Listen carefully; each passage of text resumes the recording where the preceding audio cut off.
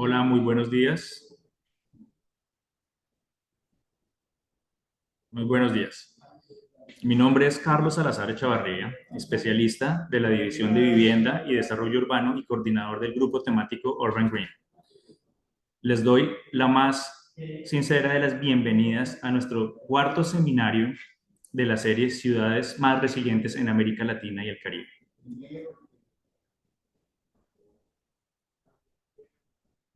Siguiente, por favor.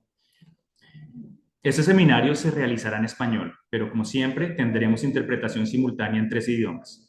Para escucharlo en el idioma de su preferencia, solo deben hacer clic en el icono del globo en Zoom y seleccionar su preferencia. Las preguntas pueden enviárnoslas en la sección de Q&A. La grabación estará disponible en el canal de YouTube del BID que les estamos compartiendo acá abajo en el chat.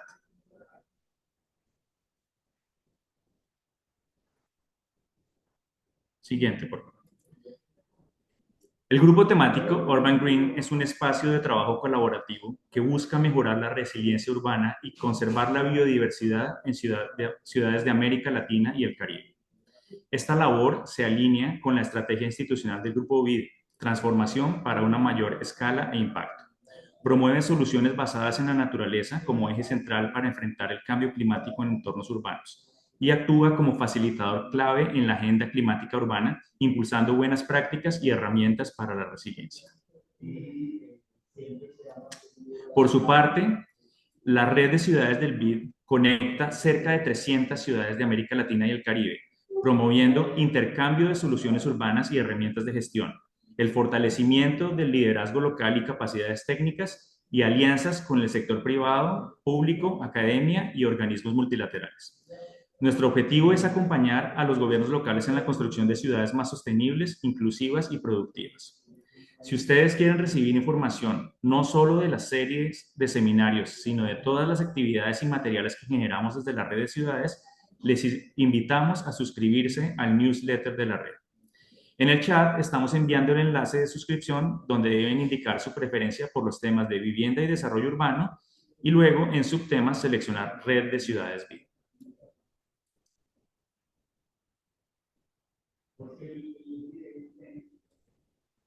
Como pueden ver, esta es la segunda serie de seminarios que realizamos en el año 2025.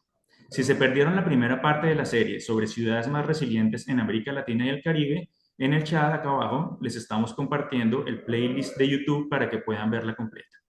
Ese seminario sobre el regreso de lo natural a las ciudades es el cuarto de esta serie. El pasado jueves 18 de septiembre tuvimos nuestro seminario Datos para la resiliencia urbana en las ciudades. Si se lo perdieron, en el chat les estamos compartiendo el link a la grabación.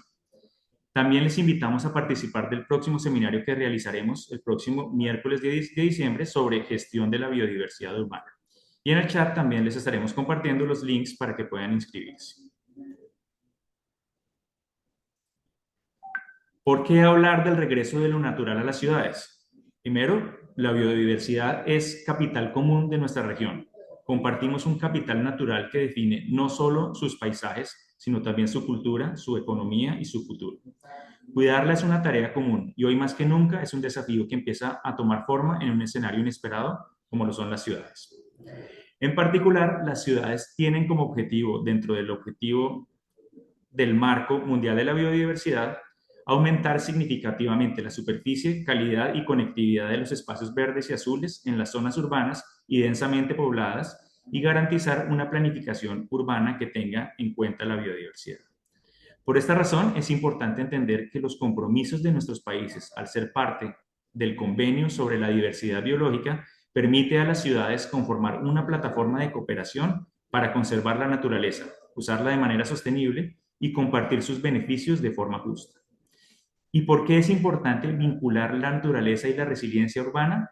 Porque las ciudades generan más del 80% del Producto Interno Global, pero su expansión ha degradado ecosistemas y aumentado riesgos climáticos.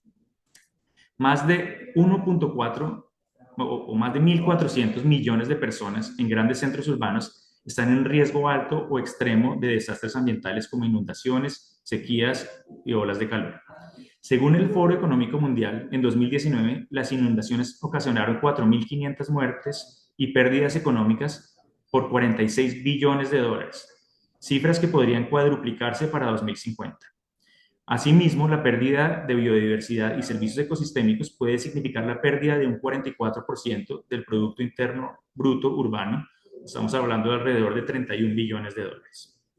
Por eso, en esta sesión abordaremos, primero, ejemplos de ciudades que han integrado naturaleza en planificación urbana para conservar hábitats, restaurar áreas degradadas y crecer inteligentemente con infraestructura verde. Segundo, cómo la biodiversidad urbana se puede aprovechar como un factor clave para la resiliencia y bienestar. Un ecosistema urbano saludable reduce riesgos de desastres, mejora la salud física y mental y aumenta la calidad de vida. Y tercero, la oportunidad que representan las soluciones basadas en la naturaleza, porque resultan 50% más económicas que en la infraestructura gris y genera 28% de mayor valor agregado, además de su potencial para crear empleos en restauración y protección de ecosistemas.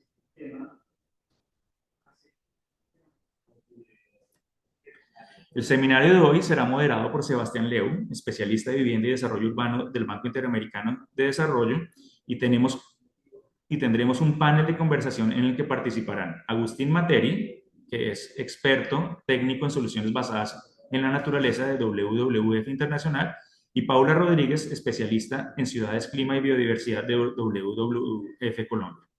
Además, conoceremos la experiencia de las ciudades de Curridabat en Costa Rica, Valdivia y Providencia en Chile y Buenos Aires en Argentina.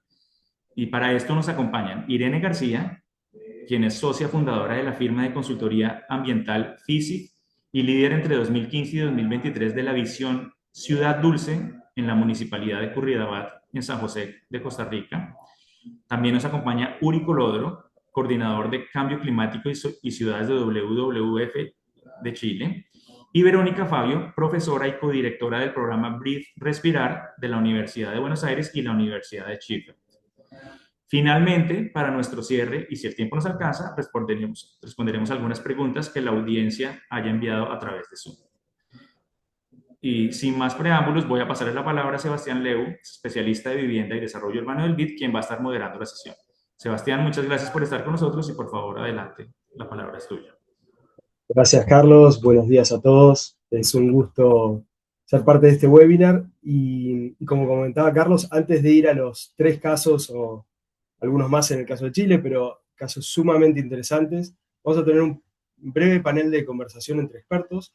Y ahí tenemos 2 expertos muy especiales que nos van a acompañar y nos van a hacer de alguna manera una introducción a los casos. Los quiero presentar, son Paula Rodríguez, que es especialista en ciudades, clima y biodiversidad en WWF Colombia. Paula es ingeniera ambiental de la Universidad de los Andes y también tiene una maestría en ingeniería de esta universidad. En WWF Colombia trabaja en temas relacionados con soluciones basadas en la naturaleza, en contextos urbanos y reducción de emisiones de gases de efecto invernadero. Y bueno, previamente ella trabajó en el Ministerio de Ambiente y Desarrollo Sostenible de Colombia varios años y tiene muchísima experiencia en el cálculo de inventarios de emisiones de gases de efecto invernadero. También nos acompaña, como decía Carlos, Agustín Materi, que es experto en soluciones basadas en la naturaleza para paisajes urbanos en el marco del proyecto de la Unión Europea, Naturescapes, y trabaja en WWF Internacional. Agustín tiene más de 15 años de experiencia liderando iniciativas ambientales y conectando la sostenibilidad con el crecimiento económico.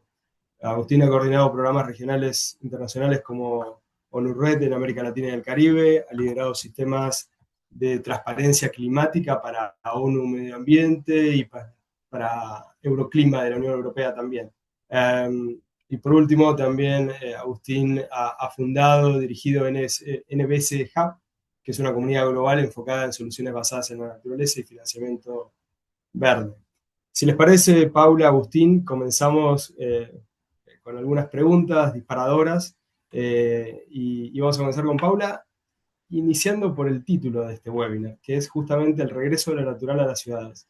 Ese título lo hemos tomado de un producto de investigación que BBF está desarrollando con apoyo del BID y que quisiéramos que nos cuentes por qué ese título, ¿no? ¿Qué significa? ¿Cómo comprender la idea central de cuándo perdimos la naturaleza, cuándo se alejó la naturaleza y cómo se está dando su regreso. Eso por un lado, y si alcanza el tiempo, Paula, comentarnos un poco más de por qué una ciudad decide hacer este esfuerzo de devolver el espacio a la naturaleza. Adelante, Paula. Sí, gracias, Sebastián. Bueno, yo creo que eh, ¿están viendo mi pantalla? Sí, Sí, perfecto. vale. Sí, en algún momento al final del siglo pasado nos perdimos realmente y empezamos a sentir, tal vez con el crecimiento desbordado de las ciudades en Latinoamérica, empezamos a sentir que las ciudades estaban aisladas y que podían proveernos de todo lo que necesitábamos. Em, y empezaron a crecer estas grandes manchas urbanas que generaron desconexión justamente entre las ciudades y el paisaje. Finalmente creo que estamos retomando la idea la concepción de las ciudades en un enfoque de paisaje. Las ciudades no están aisladas, las ciudades hacen parte de un paisaje natural que provee servicios ecosistémicos a la ciudad y que en la mayoría de los casos es la razón por la cual la ciudad se funda en este lugar y no en otro. Pues esto para cada una de las distintas ciudades, ¿no? Si uno analiza cuáles fueron las razones por las cuales se ubicaron las ciudades en los lugares en los que actualmente están, pues fue justamente porque estaban inmersas en un paisaje que proveía a la ciudad servicios ecosistémicos o beneficios de la naturaleza, casi siempre en el caso de las grandes ciudades asociados a agua potable. Lo que creímos por muchos años es que este paisaje estaba aportando beneficios a las ciudades, servicios ecosistémicos, y lo que olvidamos es que este paisaje también le da todas las características a las ciudades que tienen. A veces olvidamos que todo lo que ocurre en la ciudad depende de este paisaje, la forma en la que hablamos, lo que comemos, cómo nos vestimos, cómo interactuamos, lo que nos gusta y no nos gusta, depende totalmente de este paisaje. Entonces, creo que lo que estamos haciendo ahora es volviendo al origen, ¿no? O sea, recordando cuáles fueron las características que vieron los primeros pobladores y los fundadores en las ciudades de ese paisaje circundante para poder conservarlo, porque si no conservamos este paisaje circundante de la ciudad, pues vamos a terminar destruyendo la fuente de servicios ecosistémicos y con esto todo lo que le da posibilidad a una ciudad para poder permanecer en el lugar en el que está. Entonces, de allí viene un poco el título de El regreso a lo natural. Gracias, Paula. Pasamos a Agustín y también como preguntas disparadoras y tomando tu experiencia internacional que comentaba recién, ¿cuáles son para vos los beneficios más valorados por parte de los gobiernos locales u otros actores urbanos cuando se trata de reintegrar la naturaleza en las ciudades, ¿no? Y en relación con esto también, en los contextos urbanos como los de América Latina y el Caribe, nosotros enfrentamos una serie de brechas sociales muy relevantes y muy urgentes. ¿Cómo analizás este trade-off y qué estrategias permiten recuperar la naturaleza sin perder de vista esas otras prioridades que son tan urgentes, tan prioritarias también? Bueno, muchas gracias por la invitación y por la pregunta, Sebastián, o las preguntas. Yo creo que además del marco que se dio al principio, hay que agregar un par de datos para tener un contexto más grande en el marco del desarrollo, ¿no? El desarrollo sostenible y el rol de las ciudades que concentran el 65% de las metas y el 86% de los indicadores de los ODS, y que además el 75% de la infraestructura urbana que existirá en el 2050 todavía no se construyó. Entonces tenemos que pensar qué tipo de infraestructura queremos. Además de reasignar espacios verdes y azules, qué infraestructura es la que vamos a construir. Eh, y en este sentido es muy importante, o siempre hablamos del costo-beneficio de las medidas basadas en la naturaleza y todos los ahorros que pueden generar. Según Naciones Unidas, hasta 3 billones, ¿no? En inglés, trillions, se podrían ahorrar en costos evitados a 2005 a 2030, perdón.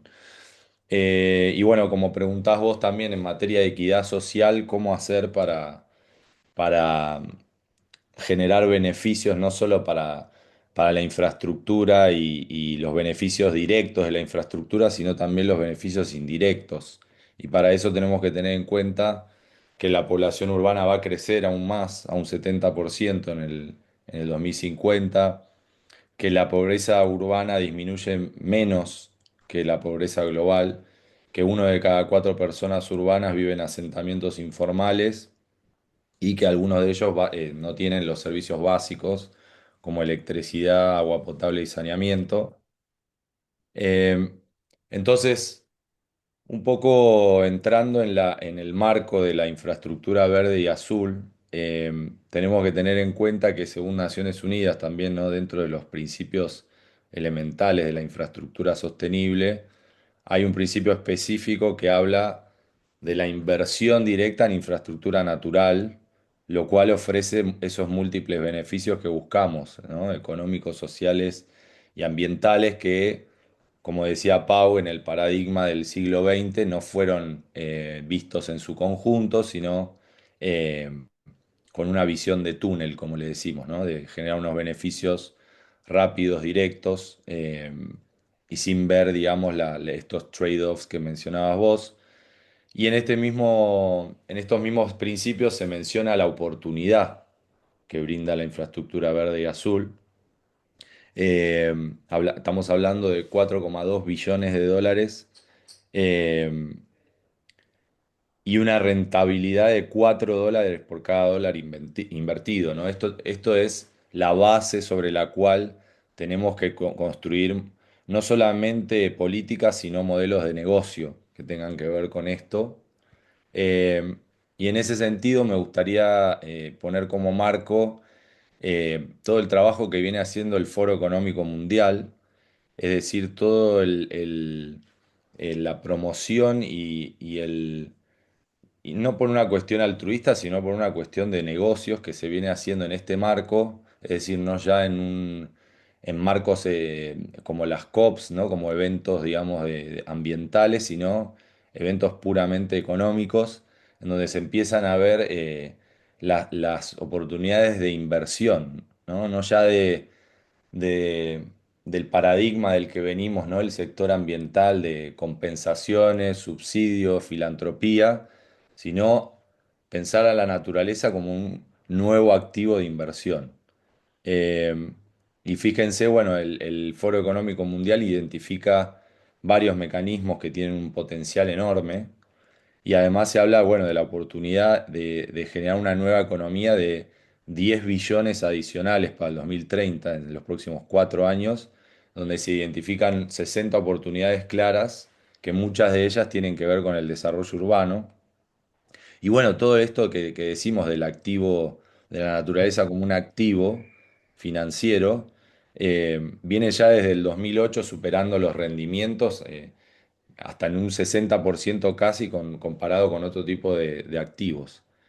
Eh, entonces, bajando este trabajo del Foro Económico a lo que nos concierne a nosotros, en WWF estamos trabajando en un proyecto que se llama Naturescapes, eh, que en este momento, digamos, con instrumentos basados en ciencia, estamos buscando para la priorización de soluciones basadas en la naturaleza a nivel de paisaje urbano, cómo integrar esa inteligencia científica y esa inteligencia de desarrollo de proyectos en mecanismos financieros concretos.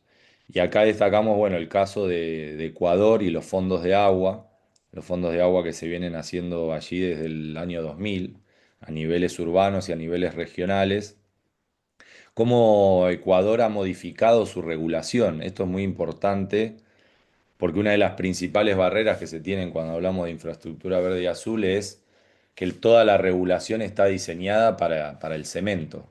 Es decir, la percepción del riesgo que se tiene de proyectos que incorporen infraestructura verde y azul es percibido como mucho más alto de lo que realmente es, por una cuestión regulatoria de medición de riesgos, por una cuestión de falta de datos. Entonces, bueno, estos fondos permiten o han cambiado regulaciones para permitir que las empresas, por ejemplo, de suministro de agua, puedan invertir, cosa que no podían hacer antes, eh, y incluso las instituciones gubernamentales. Entonces, en el proyecto Naturescapes estamos buscando replicar este tipo de medidas de fondo de agua, de mecanismos financieros, en la cuenca del río Mendoza, en Argentina, que ya tiene un fondo de agua estructurado, eh, y generar potenciales sinergias también con un fondo de agua que existe en Kenia. Así que bueno, acá les dejo el QR para los que quieran ver más información de este proyecto y, y bueno, comentarles que esto es un trabajo que viene siendo muy innovador para lograr este cambio de paradigma que estábamos diciendo hacia la inversión. Gracias. Muchas gracias, Agustín. Y para cerrar este intercambio breve que estamos teniendo como introducción, me gustaría pedirle a Paula que nos cuente algo más de la herramienta que están creando para los gobiernos locales y para que puedan devolverle el espacio a la naturaleza en las ciudades. ¿Qué podemos esperar de esta herramienta? ¿De qué se trata? Si nos puedes contar algo más sobre esta iniciativa. Sí, claro que sí. ¿Ven la herramienta? Sí. Vale. Bueno, esta fue una iniciativa que tuvimos entre WWF y el BID. Como hablaba hace un momento Agustín, una de las primeras barreras que se enfrentaron al intentar recuperar y retomar e incluir dentro de la planeación urbana los elementos naturales y las SBN fue el tema regulatorio. Después vino como una fase en la que empezamos a ver dentro de las funciones de muchos funcionarios, valga la redundancia, muchos funcionarios públicos, tomadores de decisiones de las distintas alcaldías, que se les pedía implementar soluciones basadas en la naturaleza y también se les pedía incluir elementos naturales dentro de la planificación urbana. Y entonces empezó a haber mucha confusión sobre, listo, ok, ya lo tenemos dentro de la regulación, tenemos que incluir el tema de SBN, pero ¿eso qué es? Entonces, lo que quisimos fue crear esta plataforma, está en construcción, no está terminada aún, pero queríamos mostrarles un poco de qué se trata, pero la idea es poder tener mucha información específica para Latinoamérica, para ciudades de Latinoamérica, sobre soluciones basadas en la naturaleza. Entonces, bueno, esa es un poco la idea de esta plataforma. El objetivo es principalmente pues, proveer información a tomadores de decisiones urbanos de ciudades latinoamericanas de qué es, para qué sirven, cómo se abordan. Entonces, recogimos aquí algunas de las problemáticas urbanas más comunes. Cuando hablamos de soluciones basadas en la naturaleza, pues tenemos que darle solución a alguna problemática. Las problemáticas urbanas están relacionadas casi siempre con deslizamientos, remociones en masa, inundaciones por distintas razones, puede ser por suelos degradados, por vías totalmente impermeables, incendios.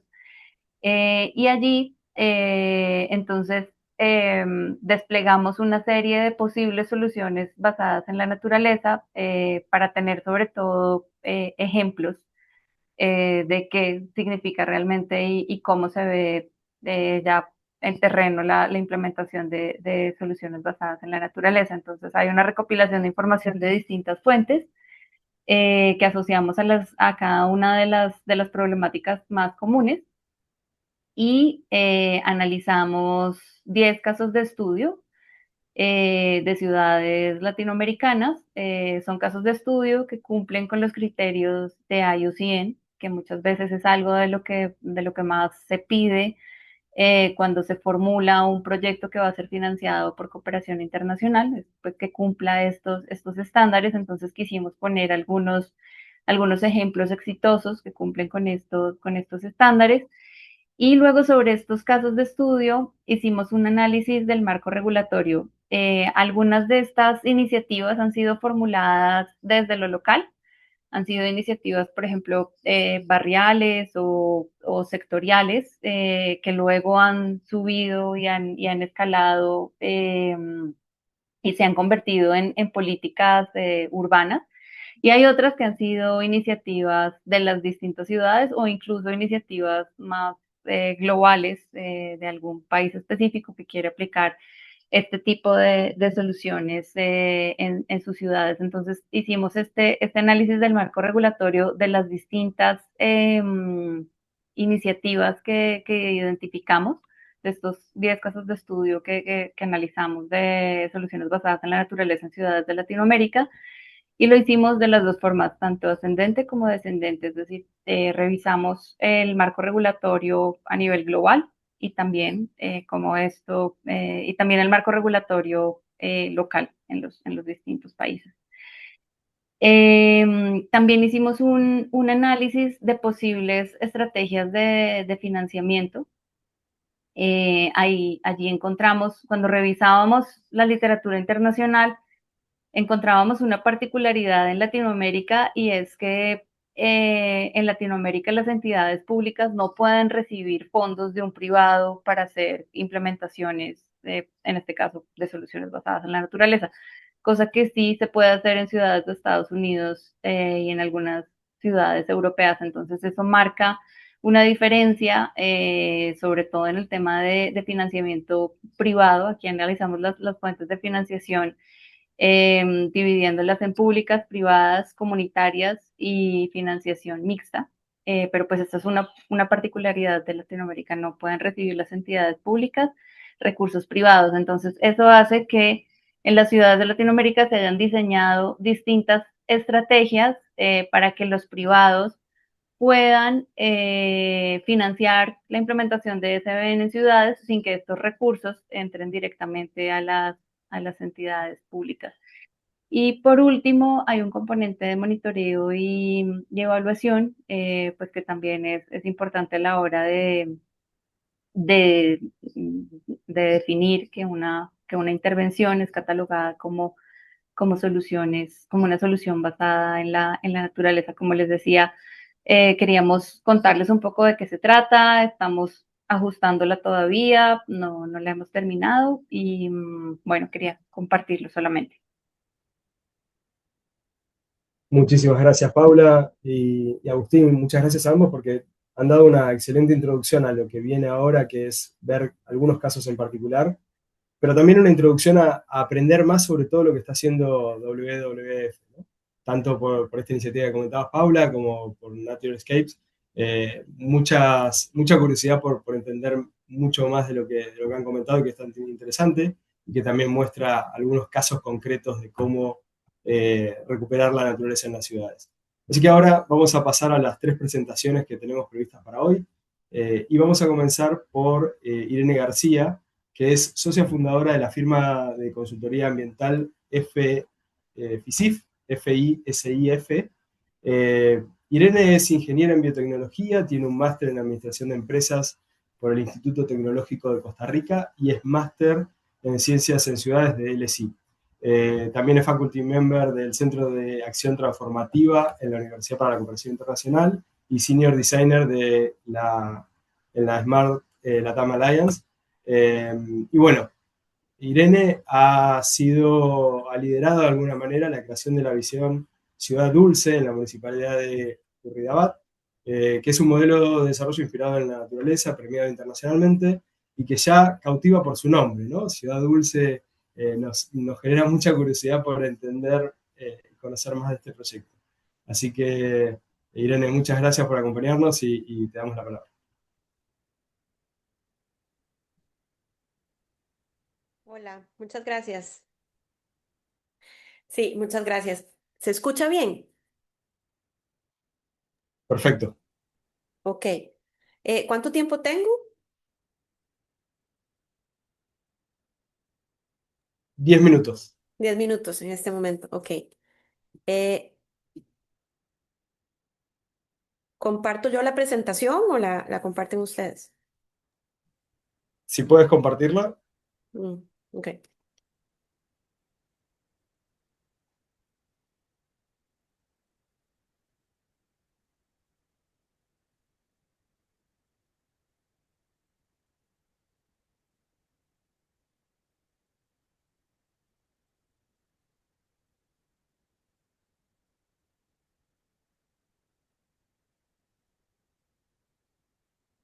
Perfecto.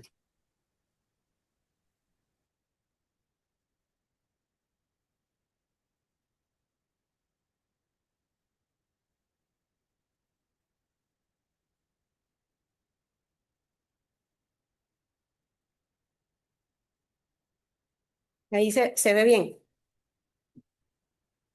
Sí, sí, excelente. Ok, perfecto. Bueno, muchísimas gracias. Bueno, estuve trabajando en la Municipalidad de Curridabat, desde el año 2015 y trabajé ahí hasta el año 2023. En esa etapa en la que estuve trabajando ahí en la Municipalidad de Curridabat, me incorporé como asesora de la alcaldía de Curridabat y en poco tiempo, terminé liderando un equipo de innovación. En este equipo de innovación, lo que estuvimos preguntándonos fue cómo era posible que en las ciudades de Latinoamérica, no, en la mayoría de las ciudades de Latinoamérica, digamos, para ese momento, no teníamos una clara visión de lo que queríamos, digamos, a futuro, para las ciudades. Entonces, cualquier tipo de planeamiento que hiciéramos dentro de, la municipalidad, pues era muy de corto plazo, ¿verdad? Y como me imagino que todos, saben aquí, las ciudades, pues no se pueden cambiar sin tener una visión clara a futuro. Y las ciudades más, relevantes, digamos, del mundo, las ciudades que ahorita lideran por sus procesos de innovación, las ciudades que más disfrutamos, las más bonitas, ¿verdad? Las que nos sentimos más seguros, son ciudades que definitivamente tienen visiones a largo plazo. Entonces, en ese momento nos preguntamos qué tenía que tener esa visión o cómo podíamos trabajar y orientar esa visión. Y nos hicimos una pregunta, que fue cómo podíamos agregar valor al planeta en lugar de sustraer valor del planeta. Nuestra respuesta fue la visión de ciudad dulce. En esta visión de ciudad dulce, nosotros contemplamos el hecho de poner a la naturaleza en el centro de todo lo que nosotros fuéramos a hacer. Esa fue la forma en que nos respondimos esa pregunta de cómo agregar valor al planeta. Llegamos a la conclusión de que había ya bastante evidencia, ¿verdad? De que cualquier cosa que nosotros hiciéramos inspirados en la naturaleza, nos iba a guiar hacia una ciudad saludable, próspera, llena de vida, de color, ¿verdad? Y que si nosotros nos inspirábamos tanto en los procesos naturales como en el diseño de la naturaleza a nivel arquitectónico, íbamos a lograr por lo menos empezar a enfrentar los retos que teníamos como ciudad en ese momento. Lo que les muestro aquí es lo que nos planteamos, digamos, esta es la última versión que nosotros generamos. Esta ha pasado por varias versiones. Esto ha sido muy interesante en el proceso de Ciudad Dulce, porque la versión con la que comenzamos en el 2015 todavía sigue cambiando. Es un proceso dinámico, digamos, de una visión dinámica que está en total apertura al cambio todo el tiempo, ¿verdad? Entonces lo que les muestro aquí es la última versión en el que contemplamos 4 dimensiones, donde está la naturaleza en el centro, el lugar, la gobernanza y los sentimientos de las personas, y donde estamos inspirados en una serie de arquetipos. Los arquetipos son personas, digamos, no necesariamente humanas, que nos guían para entender la experiencia que se vive en la ciudad. Entonces, aquí lo que ustedes están viendo, y aquí se los voy a mostrar y ahorita me devuelvo, fueron los arquetipos que nos inspiraron para el último plan estratégico municipal que se creó.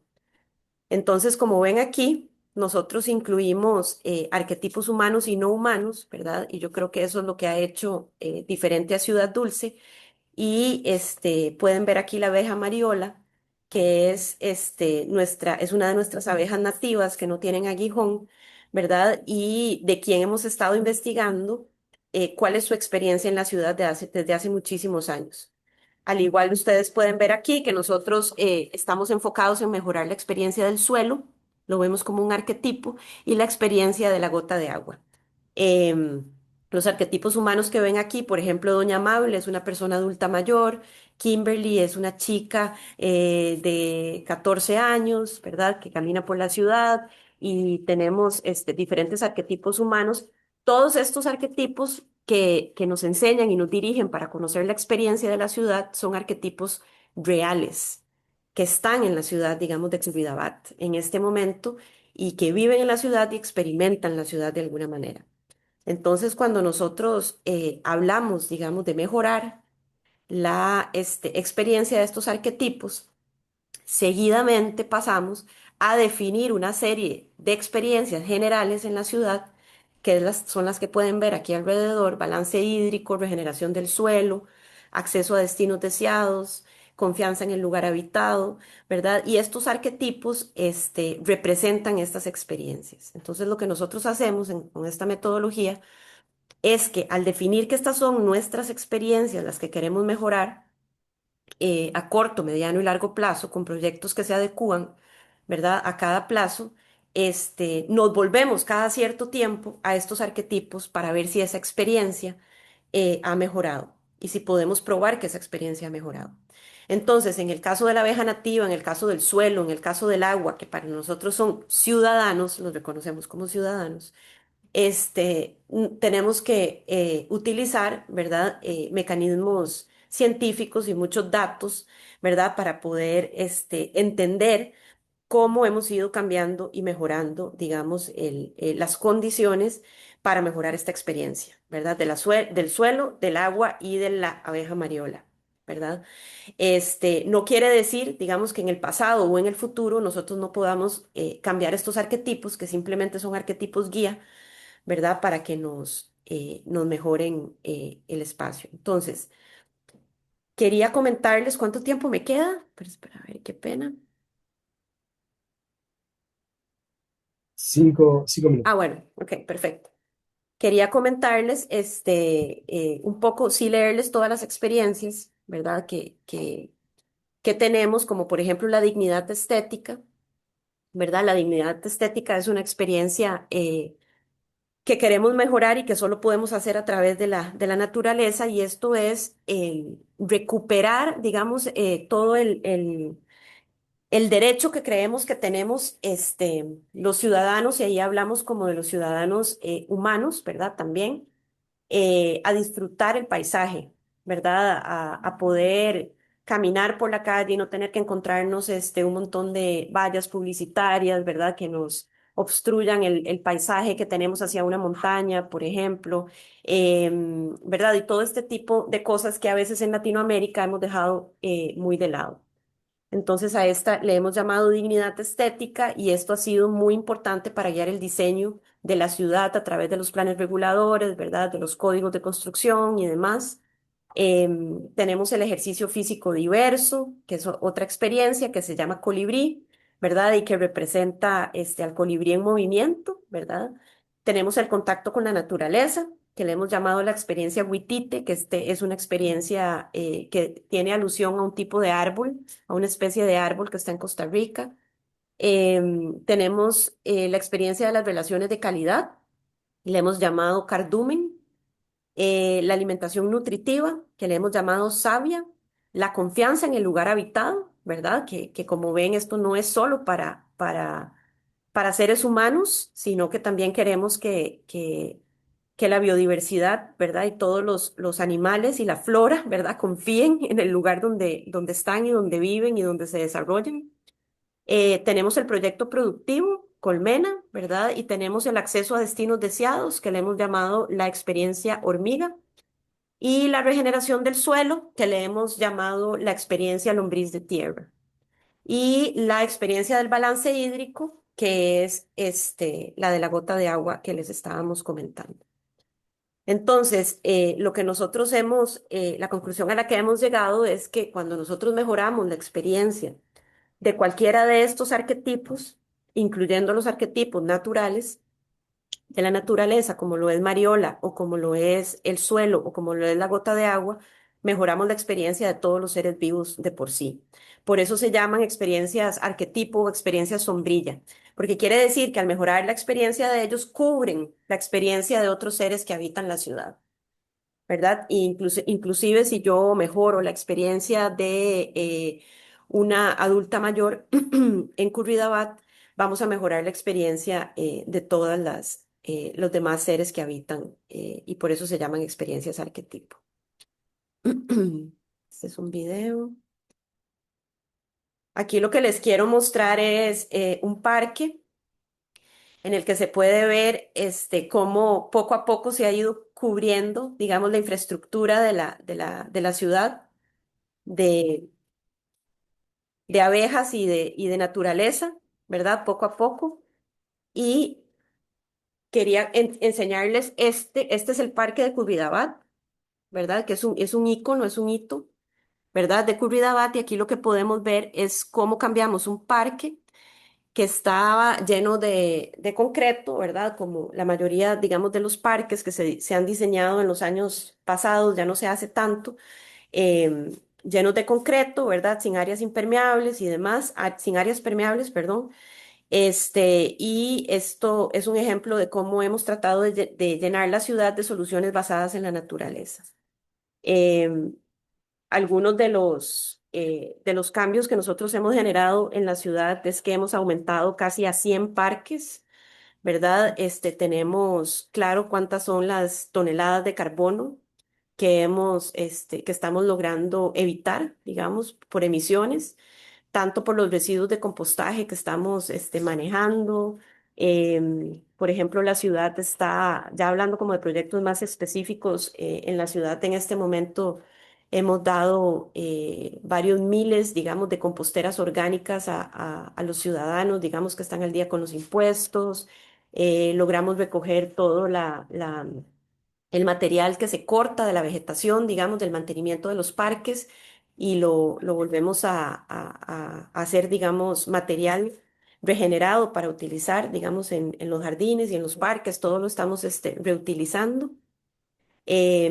Contamos con un centro de inteligencia en biodiversidad, ¿verdad? En el que estamos produciendo más de 1.000 especies de plantas atractoras de polinizadores, en las que en este vivero o centro de inteligencia en biodiversidad, aparte de hacer investigación y que hacemos también alianzas con las universidades para poder hacer, las universidades locales para poder hacer investigaciones, también queremos en un futuro poder vender estas plantas a precios competitivos, ¿verdad? Porque uno de los problemas que hemos tenido es que no logramos contar con plantas nativas para poder comprar plantas nativas a buenos precios, digamos, en el país, y no se producen las plantas, ¿verdad? En los viveros locales que quisiera el gobierno local, ¿verdad? Poder adquirir para comprar. Entonces nosotros estamos produciendo nuestras propias plantas, estamos trabajando también sistemas sensibles al agua, ¿verdad? En toda la infraestructura.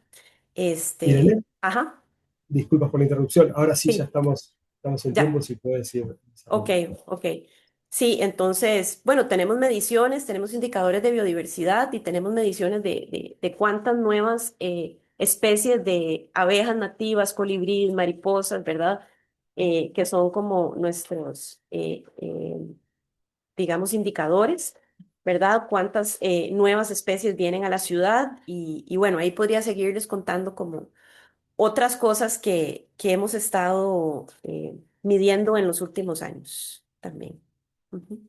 Muchas gracias, Irene, por la Mucho gusto. presentación y por contarnos más sobre la experiencia de Curridabat. Ahora vamos a darle la palabra a Uri Colodro de Chile. Él es líder global de ciudades en WWF, es coordinador de cambio climático y ciudades también en este caso en WWF Chile. Uri es geógrafo por la Universidad Católica de Chile y es Master of Science por la Universidad de Heidelberg. Y bueno, se ha especializado en temas de mitigación y adaptación al cambio climático con un foco en ciudades resilientes. Justamente nos va a presentar algunos casos de Chile sobre resiliencia y adaptación para nuestras ciudades y su naturaleza. Uri, muchas gracias y adelante. Muchas gracias, Sebastián, y muy buenos días, buenas tardes. Algunos ya en Chile son casi la 1 de la tarde.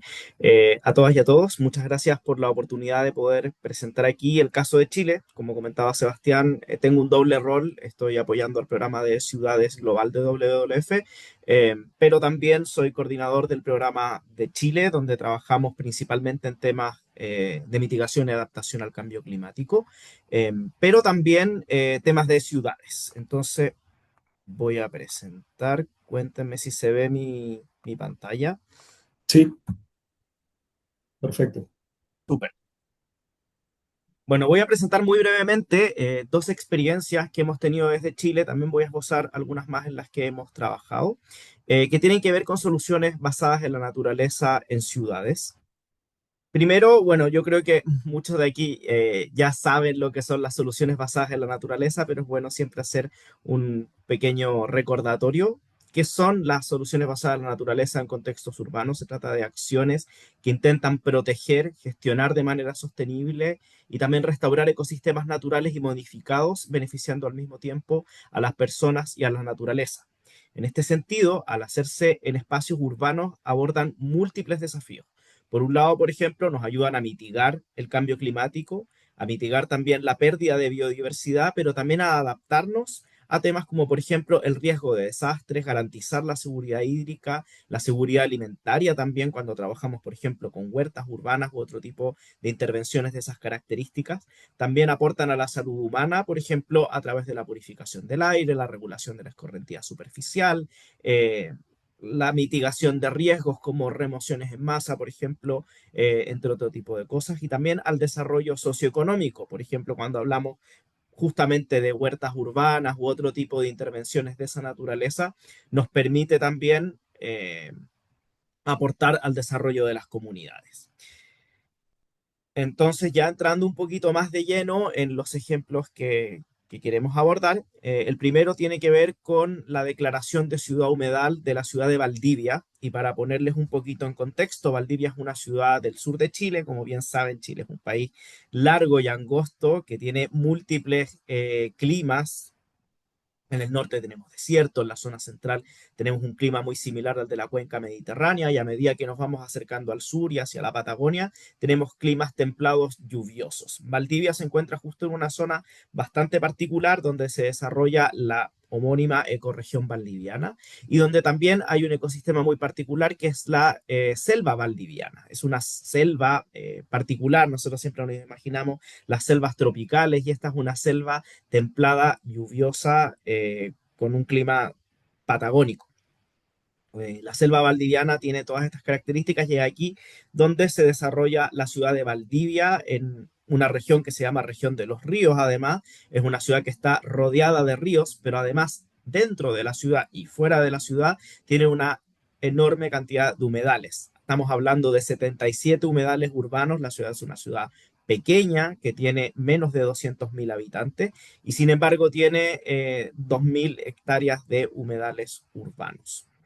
Por otro lado, tenemos humedales periurbanos, que son 10, que son 442 hectáreas. Se trata de una de las comunas. Comuna es un municipio en Chile que tiene la mayor superficie de humedales del país y también tiene un fuerte vínculo ecológico y cultural con estos ecosistemas. De hecho, tiene esa particularidad la ciudad de Valdivia. Cuando uno conoce personas de Valdivia, siempre tienen una relación con la naturaleza, con los humedales, con su ciudad muy particular. También es una ciudad con una fuerte vocación turística. Y bueno, en este sentido, la gestión municipal, ciudadana, académica, en Valdivia también está la Universidad Austral de Chile, y hay numerosas organizaciones que trabajan en temas de medio ambiente, de conservación, etcétera.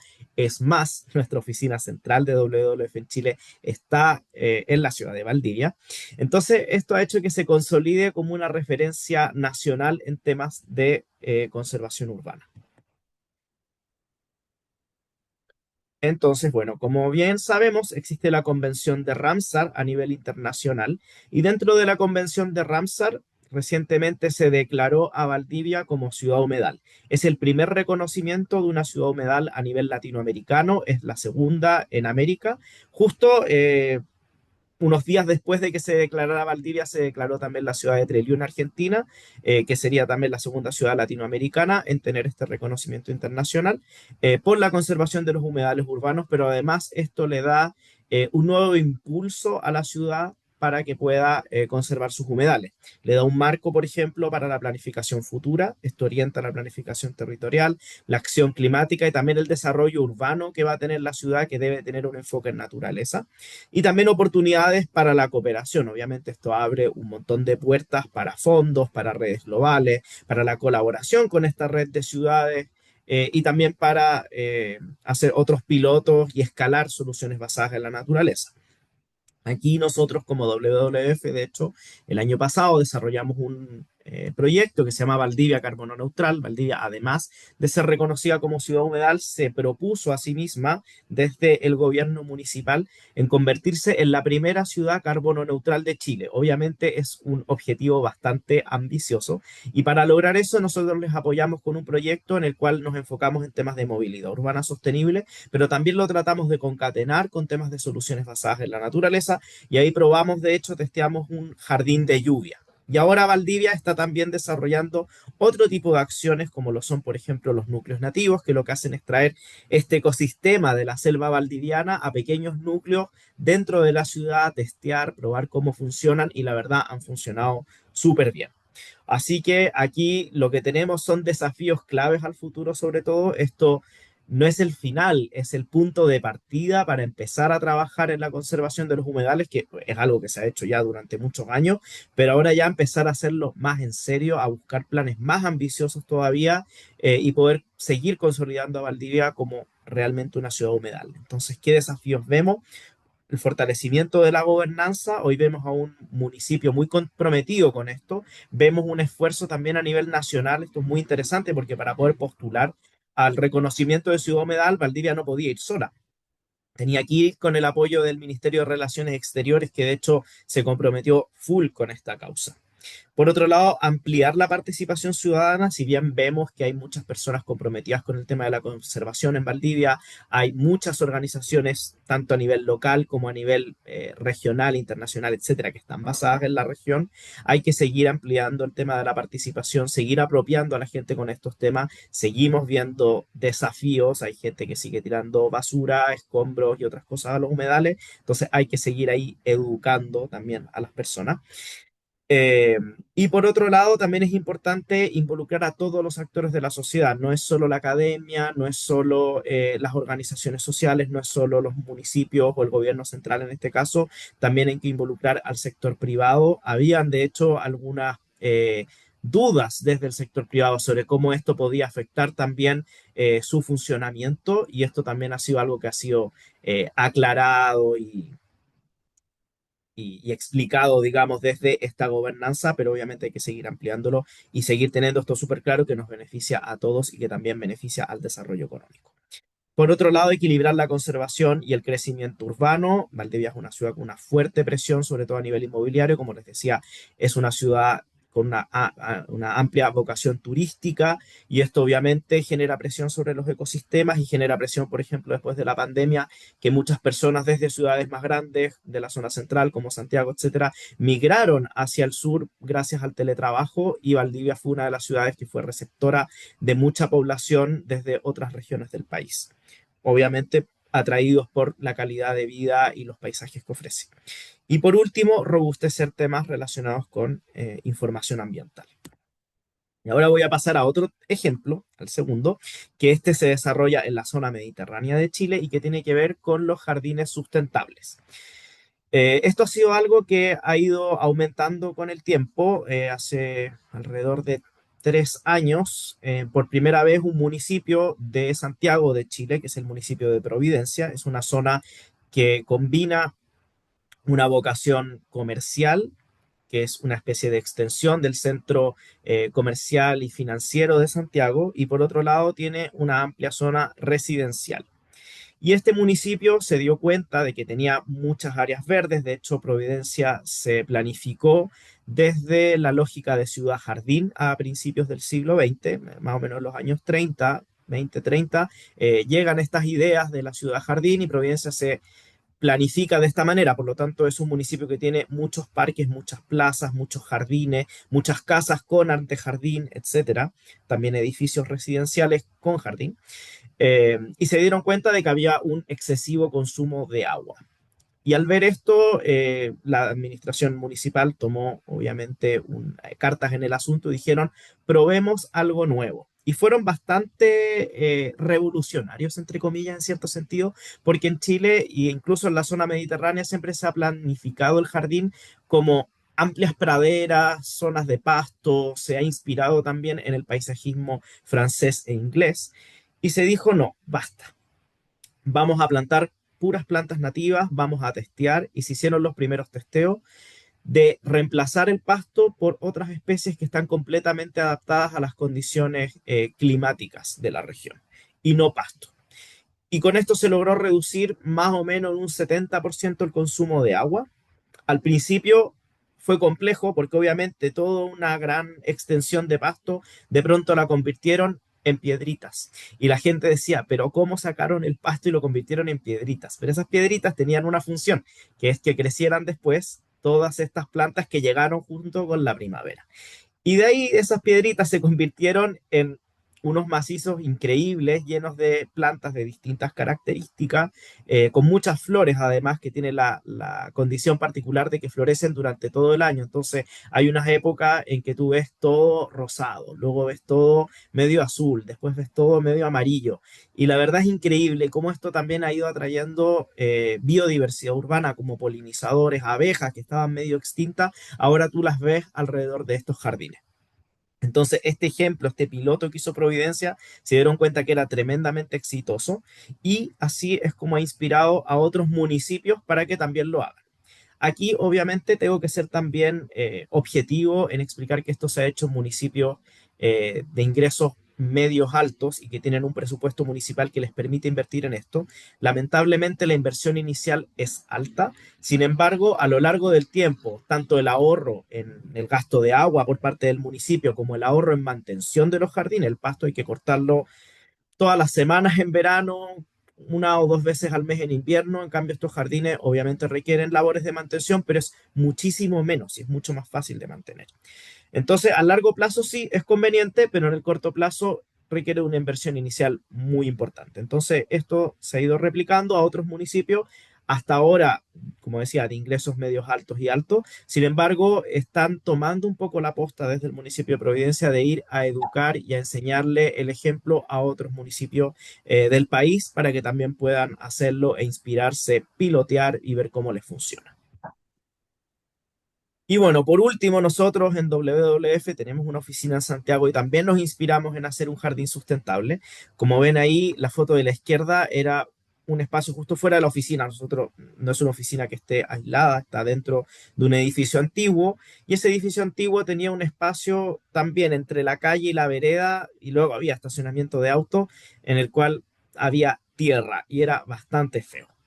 Y luego nosotros decidimos hacer un jardín, como ven ahí la imagen del medio, las famosas piedritas que les comentaba antes, pero luego ahí empezaron a crecer distintas plantas y arbustos, y ahora vemos en la imagen de la derecha, que es una de las más recientes, cómo estas plantas han ido creciendo. Todavía no estaban florecidas ahí, pero de hecho la semana pasada ya estaban muchas de ellas florecidas, y la verdad la imagen que da es totalmente diferente. También tratamos de incorporar ciertos elementos de espacio público para enriquecer esa zona, algunos banquitos, pusimos una pequeña intervención, un QR con información, etcétera, también para poder educar a la ciudadanía. Y de hecho ahí está la información del QR, que es la que se ve en la izquierda, que es un espacio que invita a conectar a la ciudad con la naturaleza.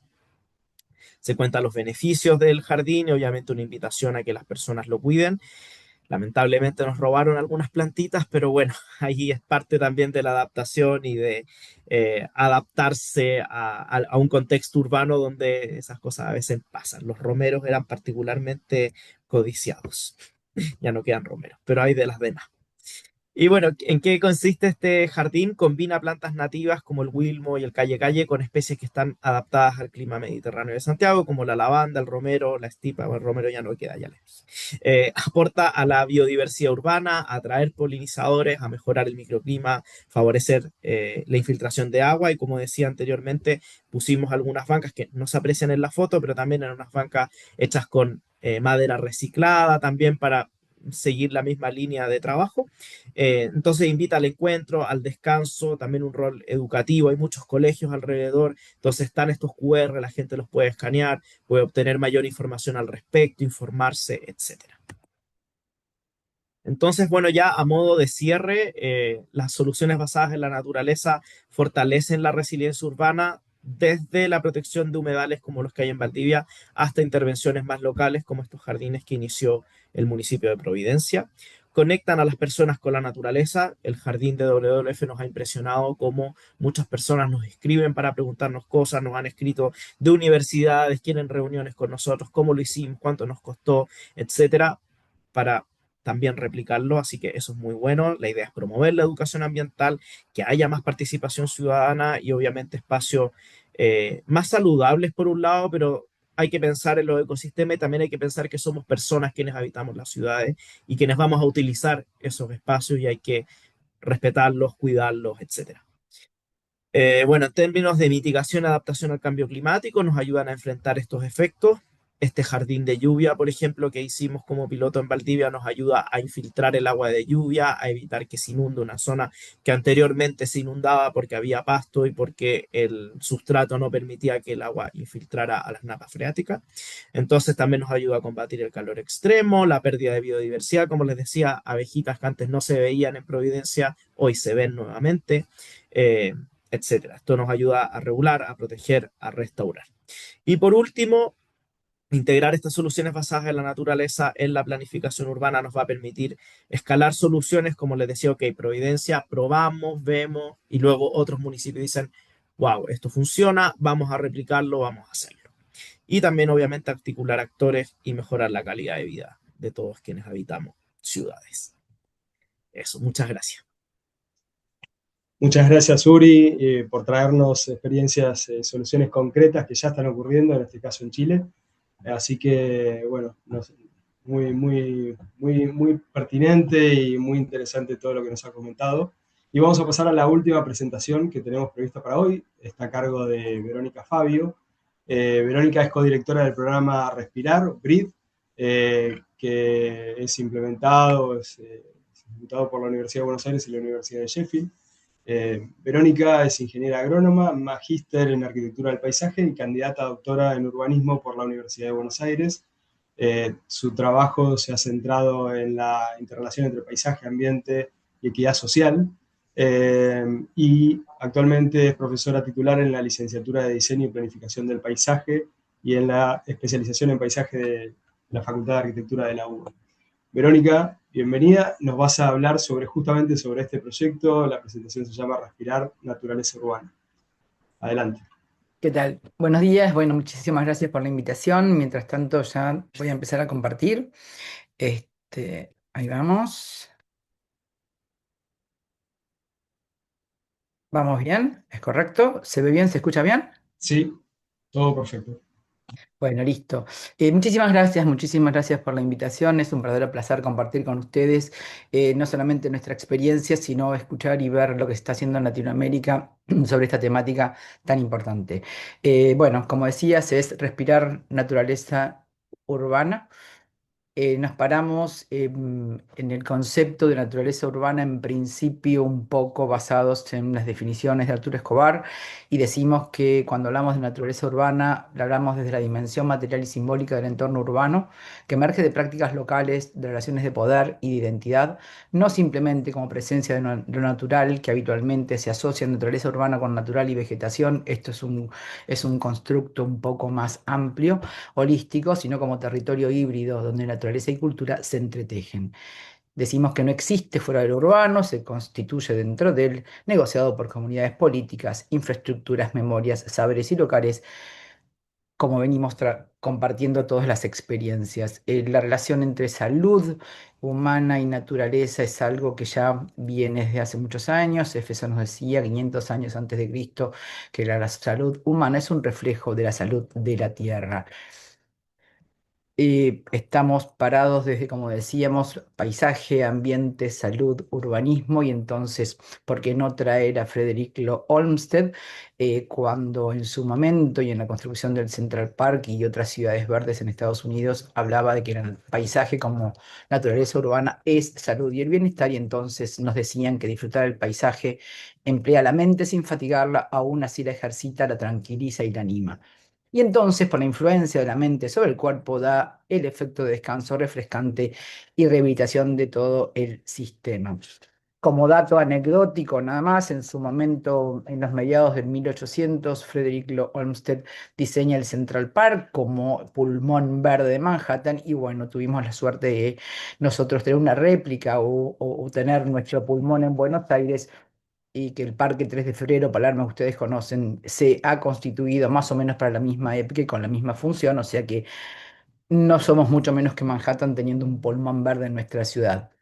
El concepto de salud y naturaleza, en principio la OMS en mediados del 1900 nos planteaba que la salud era ausencia de enfermedad. Sin embargo, por tanta injerencia y tanta participación de los habitantes sobre el planeta, hoy por hoy estamos enfrentados o estamos trabajando la salud como desde la salud planetaria, desde el 2021, y en este caso entonces se estudia cómo las alteraciones humanas sobre los sistemas naturales afectan la salud humana y la de toda la vida en la Tierra. Por eso es que aquí estamos juntos trabajando entonces. Que la especie humana ya es una especie urbana es un hecho, todos lo sabemos, y esto, como nos planteaba o nos advertía la Unión Internacional para la Conservación de la Naturaleza, esto producía pérdida y fragmentación de hábitat, y como ya los que me precedieron dijeron, la población urbana aumenta de un modo incremental. Para el 2050 el 75% de la población habitará las ciudades, pero en Argentina ya hoy pasamos esto y estamos en el 92% de los habitantes en las ciudades. Por suerte ya Uri nos dio el concepto y los anteriores de lo que son las soluciones basadas en la naturaleza, así que esto ya lo puedo obviar, y entramos entonces concretamente en el programa nuestro... eh, perdón. Ay, dejé de compartir, ¿no? Sí, Estoy se salió la presentación. Espera, porque lo que pasa es que quise sacar perdón, voy para atrás. Quise sacar el material que decía que... Vamos para atrás. Esperen un segundito. Perdón por esto. Uf. Ustedes me están viendo a mí, no están viendo la presentación, ¿correcto? Así es. Bien, entonces vamos para atrás. A ver. Bueno, no. Voy a tener que salir entonces. Ahí vamos, de vuelta. Eh, Mil disculpas por este error. Quise sacar el cartel que decía que estaba compartiendo y ahí me fui. Ahora estoy de vuelta, ¿no es cierto? Sí, Bueno, entonces ahora tengo que ir al PowerPoint. Acá estamos. Ahora sí, vamos. ¿Estamos bien ahora? perfecto. Perdón por la interrupción. Esto es para hacer un break para que respiraran, porque empiezo a hablarles del programa Breathe Respirar, que empezó como un proyecto y es un programa y tiene que ver con netamente la microescala. Trabajamos en patios escolares. ¿Por qué en las escuelas? Porque es la población más vulnerable frente a los retos ambientales y porque las infancias son los agentes de cambio. El proyecto implementa soluciones basadas en la naturaleza e intentamos renaturalizar los patios escolares, pasando de grises a verdes, fomentando la investigación, capacitación y concientización en temática como la sostenibilidad urbana, aprendizaje en contacto con la naturaleza, la salud y el bienestar. A su vez, fortalece la formación de futuras generaciones con un compromiso ambiental, socioambiental, empoderando a la comunidad para que colectivamente pueda elaborar respuestas a las crisis. El proyecto comienza con el déficit de espacios verdes en las ciudades, con un componente que es la contaminación del aire puntualmente y su impacto en las infancias.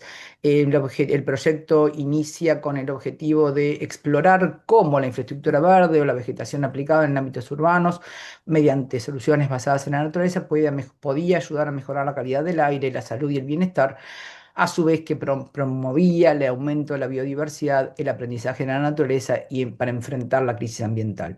Entonces, la idea nuestra era resignificar patios escolares para convertir paisajes educativos para el aprendizaje. Es una estrategia de resiliencia para enfrentar la crisis ambiental y es el lugar donde conectar con la naturaleza y actuar frente a la crisis climática. Nuestro modelo se basa en 3 pilares, que es el monitoreo de calidad de aire, monitoreo de biodiversidad y monitoreo de beneficios psicosocioambientales, mediante la incorporación de naturaleza urbana con plantas fitorremediadoras, la bioremediación y paralelamente a eso talleres que se han impartido en los diferentes niveles. Este proyecto, hoy devenido programa, tiene beneficios ambientales, bueno, muchos, pero los más importantes es el aumento de la biodiversidad, convierte estos patios escolares en refugios climáticos, sombra y calor, disminuye la posibilidad de inundación por la permeabilidad que se da en esos suelos previamente impermeables y disminuye la contaminación sonora y del aire. Los beneficios sociales que hemos obtenido tienen que ver con, por ejemplo, espacios más seguros y tranquilos, tratar de convertir un patio gris que primeramente era una cancha de fútbol donde solamente estaban los niños y incorporar verde a esto, lo que produjo fue una mejora en las relaciones de géneros e incluso un fortalecimiento de la cohesión social entre distintas comunidades, tanto educativa, infancias y familias. A su vez, los beneficios educativos tienen que ver con la promoción de la educación ambiental en los diferentes niveles, porque hemos trabajado no solamente con la comunidad educativa, sino con cooperativistas cooperativistas de programas de huerta, donde les contamos los beneficios de las plantas fitorremediadoras, de la multiplicación y para el salud y el bienestar. A su vez, otro de los beneficios educativos tenía que ver cómo favorecer el aprendizaje al aire libre apoyado en la naturaleza. Nuestros patios escolares se transformaron en grises y a su vez incorporamos el concepto de aula verde como espacio de aprendizaje en y con la naturaleza. Una primera escuela se constituyó en la ciudad de Sheffield, 3 escuelas en la ciudad de Buenos Aires, 3 patios escolares, algunos con cercos, otros jardines biodiversos, e incorporamos el concepto de jardines comestibles. A su vez, entramos con el proyecto adentro de facultades, como en la Facultad de Psicología, en la Facultad de Arquitectura. En estos, digamos, se evaluaron los beneficios no solamente del contacto con la naturaleza, sino el beneficio de estar en espacios más saludables. Y a su vez trabajamos con instalaciones interactivas, donde se hicieron, por ejemplo, instalaciones como baños de bosques para emular los beneficios desde un modo de vista artístico, los beneficios que significa el caminar en el bosque por el efecto de las fitoncidas que aumentan el sistema inmunológico de las personas. Nuestro proyecto apunta a formar una red de patios escolares, patios verdes escolares. La ciudad de Buenos Aires tiene más de 2.000 escuelas, muchas de esas con patios grises, entonces la idea es pararnos en esa red y transformar esos patios grises en patios verdes. Lo más importante que hemos aprendido desde el 2018 que empieza este proyecto es que hemos generado comunidad y que la participación tanto de los diferentes representantes de la sociedad, sociedad civil, academia, y municipios nos han permitido seguir adelante, considerando que es un proyecto de investigación en acción y está montado en la idea de los laboratorios urbanos vivientes. Quiere decir que es cuando la universidad sale a la calle a trabajar, a investigar en escenarios reales.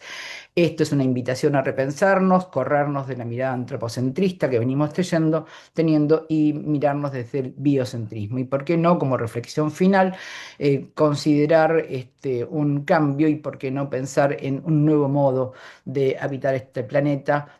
Y, por ejemplo, trayéndolo a Albrecht, ¿por qué no pensándonos en un en simbioceno donde los líquenes nos dan un ejemplo de que algas y hongos pueden vivir juntos mejor que solos? Esto es todo, muchas gracias y disculpen el episodio de correrme de la pantalla. Muchísimas gracias, Verónica, súper interesante. Eh, y ahora tenemos poco tiempo, pero hay algunas preguntas que nos han llegado, así que me gustaría pedirles si pueden responder a estas preguntas de manera muy breve, alrededor de 1 minuto por cada respuesta. Sé que es difícil, pero así tenemos la oportunidad de atender estas preguntas. En primer lugar, me pregunta, no sé si llegar la pregunta, Daniel Mateo Correa, de Colombia, estudiante de la Universidad Católica de Manizales, analista de alta gerencia de PCL Proanálisis. Pregunta a Paula, en caso de que una empresa quiera adquirir la aplicación, ¿cuál sería su costo? Y considera, le pregunto también, que América Latina no falla por información, sino por infraestructura. Esa es una pregunta para Paula. Si estás ahí, te paso la palabra y luego vamos a las siguientes. Hola. Pues no se ha contemplado que sea una herramienta que tenga costo. Lo que pasa es que no está terminada, por eso no está todavía pública. Pero tan pronto la terminemos en conjunto con el BIT, pues yo creo que vamos a planear cuál sería la mejor forma de socializarla para su uso. Pero no se ha contemplado que tenga costo. Perfecto, gracias Paula. Tenemos una pregunta de Bárbara Celi para Uri y para Verónica también, que dice, estas intervenciones que ustedes comparten requieren grandes esfuerzos e inversiones. ¿Cómo han logrado convencer a los diferentes actores de que hay una buena relación costo-beneficio para seguir avanzando en su implementación? Sí, pueden responder Uri primero y luego Verónica. Sí, justamente ese es el desafío. Como decía, en el caso de los jardines sustentables, los han tomado primero municipios que tienen mayor presupuesto y que por eso han podido hacerlo. Ahora están intentando convencer a otros municipios a través de explicarles los beneficios a largo plazo. Por ahí más que nada va, y explicarles también muy claramente los beneficios a nivel económico. Lamentablemente, a veces hay cosas en las que hay que convencer con argumentos más económicos que ecosistémicos. Y por ahí va un poquito más la cosa. Pero sigue siendo el gran desafío, lo comento también, por eso nos han extendido más. Sí, sí, tal cual. Bueno, yo quería contar un poco que no lo dije. Ustedes vieron en la presentación abajo, teníamos algunos logos como de la Universidad de Sheffield el primero, de la Unión Europea, porque también este proyecto participó de Connexus, un proyecto financiado por la Unión Europea del Horizon 2020. Tuvimos apoyos de British Academy, digamos. Pudimos hacer esto primero porque era un proyecto de investigación en acción desde la universidad y sobre todo por sponsors y apoyos de fundaciones. Justamente, digamos, esto se hizo a nivel económico desde ese lugar y después tuvimos muchísimo apoyo desde los voluntarios. Hemos tenido, por eso decíamos que hicimos comunidad, pero justamente es el gran desafío hacia adelante, porque en este tipo de intervenciones, como nosotros estamos trabajando con naturaleza, el mayor desafío de algún modo no es implementar la acción, sino después, al día siguiente, qué pasa después, ¿no? Cómo se mantiene. Por eso es que es un trabajo como de mucha, digamos, muy delicado, porque hay que tratar de no solamente implementar el proyecto, sino generar comunidad y que la comunidad misma se apropie de esto y después lo siga hacia adelante, porque nosotros somos el medio para que esto pase. Pero es un gran desafío, no solo implementarlo, que diría que puede ser el puntapié, sino después cómo se extiende. Por eso que justamente empoderar a la ciudadanía es uno de los mayores desafíos que uno tiene. Cada uno tiene que ser responsable de este proyecto. Muchísimas gracias, Verónica. Y tenemos una pregunta abierta de Plinio Vladimir Peña de República Dominicana, así que les voy a dar paso a si pueden responder a Agustín y a Irene. La pregunta dice, ¿cuáles serían los retos y facilidades que tendríamos de adaptaciones de lo natural de las ciudades de América Latina y Caribe y qué tipo de financiamiento con un enfoque integral? No sé si quieren comentar algo, Agustín, Irene. Bueno, como mencioné al principio, creo que los principales desafíos son regulatorios, en primer lugar, eh, y en segundo lugar, de tratar de generar los mecanismos para salir de esos mecanismos financieros de compensación, de subsidios, de filantropía, hacia inversiones basadas en la naturaleza. Creo que esa es la única forma que existe de llegar a cubrir la brecha enorme que tenemos en materia de inversiones para la naturaleza y, digamos, si no generamos los arreglos institucionales, las condiciones habilitantes y lo que llamamos blended finance, ¿no? Utilizar fondos públicos para reducir el riesgo de que el privado invierta, esto no hay ninguna posibilidad real de cumplir con esas metas, ¿no? Entonces, creo que tenemos que pensar distinto a cómo estamos acostumbrados a diseñar pilotos, ¿no? Que es un poco, es difícil, ¿no? Porque el sector está, digamos, trabajó siempre así, el sector ambiental como muy compartimentado desde lo científico, técnico, y, y un piloto puede ser muy bueno, pero a la vez puede no representar la realidad, ¿no? O sea, uno diseña un piloto con filantropía o con fondos públicos, subsidios, etcétera. Uno puede darle el resultado que quiere, ¿no? Direccionarlo para generar verdades que son totalmente subjetivas. Entonces creo que ese es el desafío, ¿no? Generar mecanismos financieros innovadores que permitan que la demanda entienda perfectamente cuál es su beneficio, cuál es su retorno, cuál es la matriz riesgo-retorno que tiene en una inversión y que la oferta, ¿no? Todo lo que somos los técnicos, los desarrolladores, busquemos aplicar nuestra experiencia y nuestra visión de la integridad socioambiental que implican las NBS, las soluciones basadas en la naturaleza, en favor digamos, al servicio de estos mecanismos financieros que provienen del sector privado y no al revés, ¿no? Eso creo que es lo fundamental. Gracias, Agustín. Irene, brevemente unas últimas palabras y bueno, la pregunta hacía referencia a desafíos, oportunidades del financiamiento de este tipo de iniciativas. No sé si nos puedes acercar a algo relacionado con la experiencia en Costa Rica.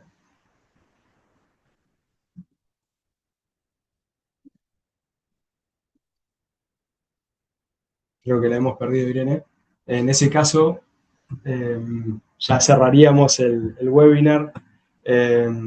Simplemente agradecerles por la participación, especialmente a los panelistas, a los organizadores. Me dicen que tenemos una encuesta. Aquí está. Para que puedan responder sobre y valorar el webinar y las presentaciones que han visto hoy. Y bueno, una vez que nos respondan, simplemente, bueno, cerrar, agradecerles, destacar, bueno, algunos elementos que creo que son ideas fuerzas que han estado presentes en todas las presentaciones y que de alguna manera confirman la importancia de esto, de este tema que decidimos hacer el eje del webinar, que es volver a la naturaleza en las ciudades. Y como decía Paula al principio, de alguna manera es volver al origen, a la esencia misma de las ciudades. Agustín mencionaba muy claramente de que esto tiene no solo beneficios directos, sino genera costos sociales y ambientales evitados muy importantes e incluso puede ser una oportunidad de inversión para el sector privado. Algo que creo que todos mencionaron es que no es posible pensar en este tipo de soluciones sin la comunidad, sin la participación. Incluso, bueno, Verónica lo decía muy claramente, cultura y naturaleza no se pueden disociar, y menos cuando estamos queriendo realmente transicionar a un sistema y a un modelo de ocupar el territorio diferente. Y por último, algo muy importante que nos vienen a confirmar cada uno de los casos es que esta transición ya está ocurriendo. Estos casos demuestran que la transformación es posible, es viable, y el gran desafío ahora es, como decía creo que Uri, que esto sea solo un punto de partida. Necesitamos aumentar la ambición, acelerar la transición, como decía Verónica, pasar de pilotos a políticas públicas, escalar y convertir lo natural en la base del desarrollo de nuestras ciudades en América Latina y el Caribe. Así que muchísimas gracias a todos nuevamente, gracias a todos los que estuvieron presentes, y los esperamos en nuestro próximo webinar sobre este mismo tema. Gracias a todos. Muchas gracias por la invitación. Hasta Muchas luego. gracias. Muchas gracias. Un placer. Gracias. Nos vemos. Gracias.